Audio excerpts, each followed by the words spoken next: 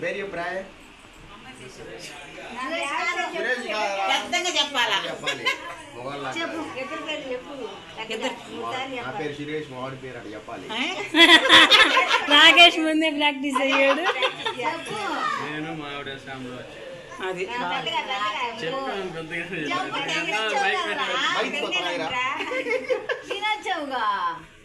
తింటే వాడు పొద్దుటానికి నుంచి లేదంట కానీ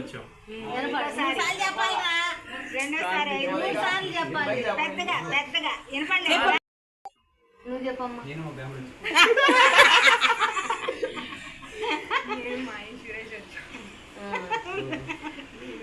వినపడలే ఎవరికి వినపడలే ఎవరికి వినపడలే వినపడలే నేను మా ఆయన సురేష్ వచ్చాను